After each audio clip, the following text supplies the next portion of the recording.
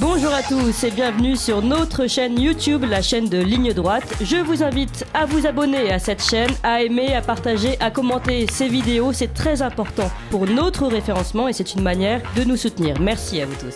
Nicolas Vidal, évidemment, je le rappelle, vous êtes fondateur de Putsch Média, journaliste indépendant et chroniqueur chez nous. Et puis vous venez nous parler de la gueule de bois à l'Élysée depuis dimanche. Suite aux résultats des législatives, doit-on considérer que c'est une défaite cinglante pour Emmanuel Macron ?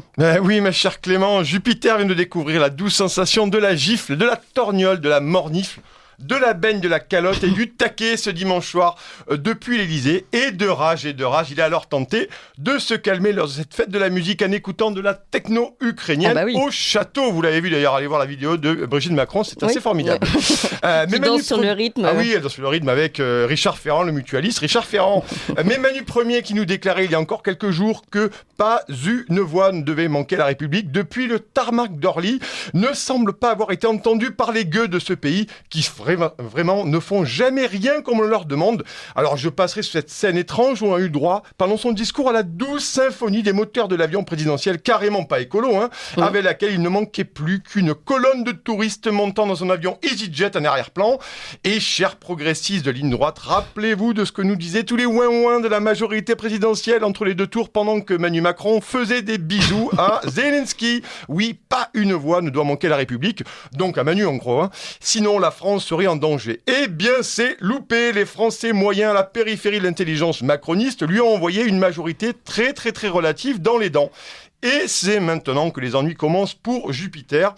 Alors si comme moi vous avez jeté un coup d'œil distrait à votre télévision ces derniers jours sur les chaînes info, vous avez sûrement assisté au ballet des grosses berlines noires de tous les chefs de bande de ce pays qui sont allés au chevet de Jupiter cloué au lit avec une crise de foi démocratique aiguë et bien carabinée. Mais alors qu'est-ce qu'on doit faire selon vous pour sortir que doit faire plutôt Emmanuel Macron, puisque c'est lui qui est aux manettes pour sortir de cette crise? Ah mais premièrement, il faut absolument qu'il arrête de s'exprimer comme il l'a fait hier soir à 20h avec cette bouillie de mots.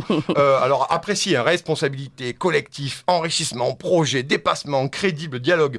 On dirait un coach en bien-être spécialisé auprès des traders en plein burn-out.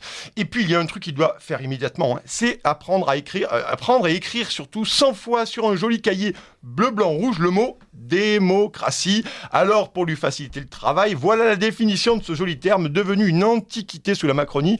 Alors c'est une forme de gouvernement dans laquelle la souveraineté appartient au peuple, chers amis.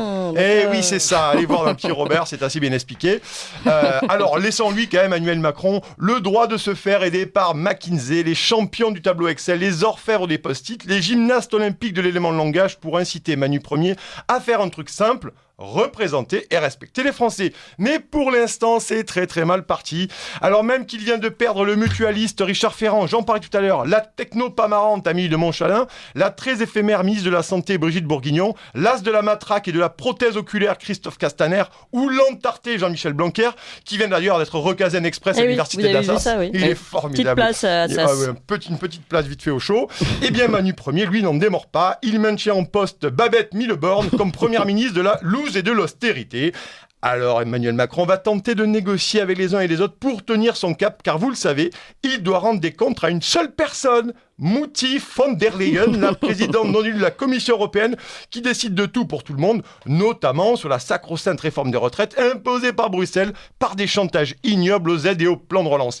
Et après le coup du Conseil de la refondation nationale, souvenez-vous, déjà enterré, Macron nous annonce maintenant d'un gouvernement d'union nationale, alors que cela fait 5 ans qu'il nous bassine avec sa souveraineté européenne fantoche, qui n'est que l'expression technocratique pour annoncer la fin de la France. Et ça fait 5 ans qu'il méprise et discrimine des millions de Français, tout en réprimant violemment les manifestations comme celle des Gilets jaunes.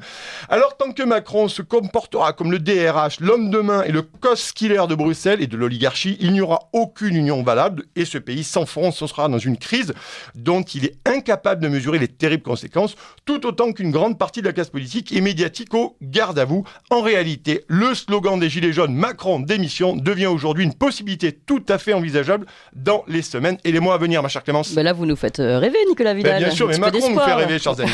Merci beaucoup, Nicolas Vidal.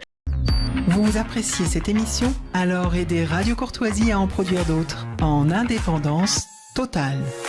Rendez-vous sur soutenir.radiocourtoisie.fr. Merci d'avance.